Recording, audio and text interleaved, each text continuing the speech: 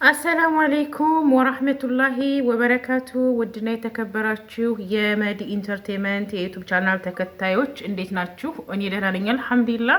እስኪ ዛሬ አንድ ነገር ላስቸግራችሁ። መዲ ኢንተርቴንመንት የስደት እህታችሁ ናት። እንደናንተ ሰርታ መለወጥ ሰርታ ማደግ የምትችል አሁን ላይ አብዛኛው ወጣት ዩቱብ እየሰራ እየተለወጠ እያደገ ነው ያለውና እስኪ ላይክ ሼር ሰብስክራይብ ከዛ ሲቀጥል ደግሞ ኮሜንት ሴክሽን ላይ እየገባችሁ ሀሳብ አስተያየታችሁን እየገለጻችሁ እህቴን አበረታቷት።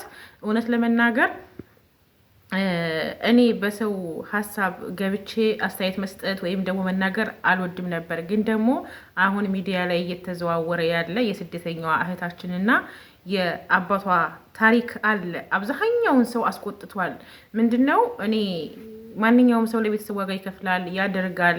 ግን መገፋታችን መስዋዕትነት መክፈላችን ሳያንስ በዚህ ልክ መተቸት መዋረድ ወላሂ አይባልም፣ ነውር ነው። እኔ ከአንድ አባት አይጠበቅም። እንደውም ገንዘቧን ስላጠፉባት ስለ ካዷት ሊያዝኑ ልጃቸውን ይቅርታ ሊጠይቁ ሲገባቸው ከእሳቸው ልጅ አልፈው ጭራሽ አይደለም 12 ዓመት 12 ቀን የቆየ ሰው ነቅሎ ይመጣል አሉ። ሐስቢ አላህ ወኒዕመል ወኪል። ሌላ ምንም የምለው ነገር የለኝም። ምክንያቱም እኛ ስደተኞች አይደለም 12 ዓመት 3 ቀን 4 ቀን ቆይተን ብናዝን ብንሰበር ብናብድ አይፈረድብንም። ምክንያቱም ያንን ነገር የሚያውቀው የኖረበት ዋጋ የከፈለ ሰው ነው። እውነቴን ነው። ስንሰጥ እንወደዳለን፣ እንመሰገናለን። ግን ያ የምንለግሰው ነገር ሲያቆም ደግሞ ጠሽ ናቸው መጅኑን ናቸው። በቃ እነዚህ እኮ ብለው ነው የሚመጡት። በቃ ለኛ ጥሩ የሚያስበው ምንድን ነው? ከዚህ ነገር ምን ተማራችሁ?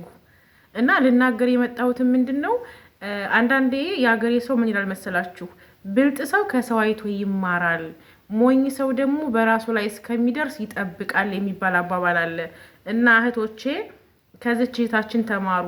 ምናልባት እስከ ዛሬ ያጠፋነው ነገር እኮ ጠፍቷል፣ የኛ አይደለም አድርገናል። ግን አንድ ልናቀው የሚገባው ነገር ማንም ይሁን ምንም ከሌለን ከ3 ቀን ከ4 ቀን ውጪ እንደማያስጠጉን እንደማይፈልጉን መኖር ለራስ እንደሚያኮራና ዋጋ እንደሚያሰጥ ማወቅ ተምሬያለሁ ከዚህ ቪዲዮ እኔ በግሌ ማለት ነው። ሌላው ነገር ደግሞ እኛ ወደን አምነን ያንን ነገር ስናደርግ በቃ አይመለስልንም። የመጣውን ነገር እንጋፈጣለን። ነገ ሰርተን እናገኘዋለን ብለን በዝምታ ብናልፍ እንጂ የቤተሰብን ገመና ሚዲያ ላይ ብናወጣ ምንም አይነት ጥቅም እንደሌለው መሳቂያ መሳለቂያ እንደምንሆን ተረድቻለሁ ከዚህ ቪዲዮ ላይ ማለት ነው። ምክንያቱም አብዛኛው ሰው በቃ ይሄን ነገር አድርጋ የአባቷን ገመና ለምን አወጣች ምናምን ምናምን፣ የውስጧን አላህ ነው የሚያውቀው። እውነት ለመናገር በሚያምኑትና በሚወዱት ሰው እንደ መከዳት የሚያም ነገር የለም። ስሜቱን የደረሰበት ነው የሚያውቀው ማለት ነው። ከዛ ሲቀጥል ደግሞ እንደዛሳችሁ ከዲቻ ይቸዋለሁ ወይም ደግሞ ቤተሰብ እንደዚህ አይነት ነገር አድርሶብኛል እያልኩኝ አይደለም። ግን ለምን በቃ ያ ነገር ሆኗል፣ አየነው። ቤተሰብ ያልፈታውን ችግር ሚዲያ ላይ ብናወጣው ትርፍ ይኖረዋል ብለን ማሰባችን እንደኔ ሞኝነት ነው። መሳቂያ መሳለቂያ፣ የቤተሰብን ገመና ማውጣት ነው። ጀግና ሴት ደግሞ እንደዚህ ወጥታ ይሄን ያክል መመላለስ መነጋገሯ አግባብ ነው ብዬ አላምንም። እነሱ ጣልናት ሲሉ እሷ ጠንክራ ሰርታ ጀግና መሆን እንደምትችል አሰበችበት መድረስ እንደምትችል የሰውን ልጅ መጣል የሚችለው አንድ አምላካችን አላህ ሱብሃነሁ ወተዓላ እንጂ ሰው እንዳልሆነ ማሳየት ነበረባት።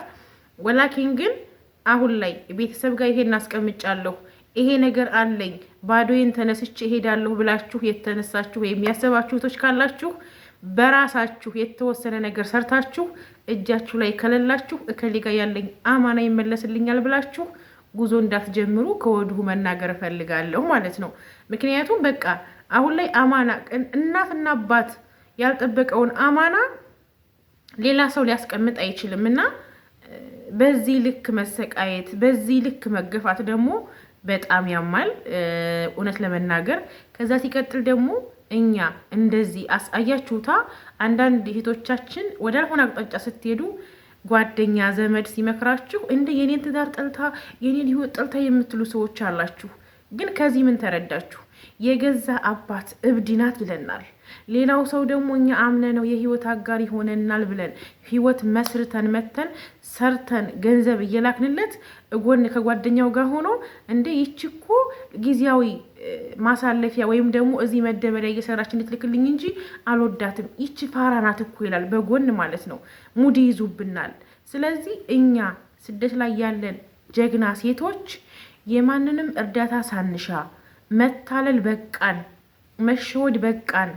አለቀ። እስኪ እኛ አለ ሰው መኖር እንደምንችል እኛ ሀገርንም ቤተሰብንም እውነቴን ነው ሀገርን በተመለከተ እውነት ለመናገር በውጭ ምንዛሬ ጥቅም እናስገኛለን አይደለም። ቤተሰብን ደግሞ ሰርተን እንረዳለን፣ ጎዶሎ እንሞላለን። በነገራችን ላይ ቲክቶከሩ ዩቱበሩ ቢጠቀም እኮ አረብ ሀገር ባለች የበረሃዋ ዳይመንድ ነው እውነት ለመናገር ማለት ነው። ስለዚህ እኛ ዳይመንድ ነን በራሳችን። በቃ ኮንፊደንስ ሊኖረን ይገባል። በህይወታችን የሆነ ሰው ገብቶ ሲወጣ ይህን ሳላረኩለት ይርቃል፣ ይህን ሳላረኩለት ይሄዳል፣ ጥርቅ ይበላ፣ መንገዱን ጨርቅ ያርግለት። እኛ ለምንድን ነው ይሄን ያክል የምንጨናነቀው? ለምንድን ነው በዚህ ልክ አርቀን የምናስበው? መጀመሪያ እኮ ነፍሳችንን ነው ማስቀደም ያለብን። ራሳችንን ስንወድ ነው ሌላውን ሰው የምንወደው። እኛ ካልቆምን፣ እኛ ከሌለን ማንም ለእኛ ሊቆምልን አይገባም። ስለዚህ ወዲያ በዛሁባችሁ። ወሰላሙ አሌይኩም ወራህመቱላሂ ወበረካቱሁ። ባይ